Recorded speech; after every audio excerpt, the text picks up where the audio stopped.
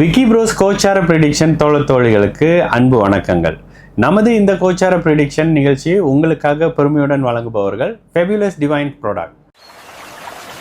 This is Fabulous Aragaja oil.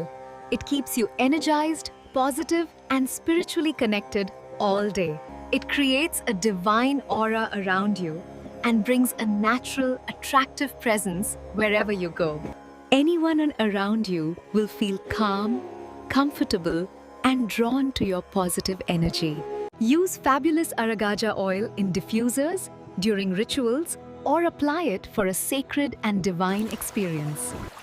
துலாம் ராசிக்காரங்களுக்கு மே 11ஆம் தேதியிலிருந்து மே 17ஆம் தேதி வரைக்கும் எந்த மாதிரியான கோச்சார நிலைகள் 2026 இருக்குன்னு பார்த்தீங்கன்னா, துலாம் ராசிக்காரங்களுக்கு உண்மையிலேயே வாழ்க்கையில நல்ல மாற்றங்கள் வரக்கூடிய அமைப்பு. 8, 9ஆம் அதிபதிகள் தங்களுக்குள்ள பரிவர்த்தனை ஆகக்கூடிய நிகழ்வுகள் 14, 15ஆம் தேதி போல இருக்கு. 11ஆம் தேதியே செவ்வாய் ராசிக்கு 7ஆம் இடத்துல வந்து உங்களை ஒரு மாதிரி கட்டு சிட்டுன்னு ஆக்குவாரு. சட்டுன்னு எரிஞ்சு விழுவீங்க, கோபம் வரும், மனநிலையே ஒரு மாதிரி எரிச்சலான நிலையில இருக்கும். இந்த தன்மைகள் 11ஆம் தேதிக்கு பிறகு துலாம் ராசிக்காரங்களுக்கு இருந்தாலும் கூட ராசியை குரு பாப்பாருன்ற ஒரு தன்மையும் ராசிநாதன் குருவோடு இணையக்கூடிய அமைப்பு ஒரு நல்ல தன்மைகள் தான்.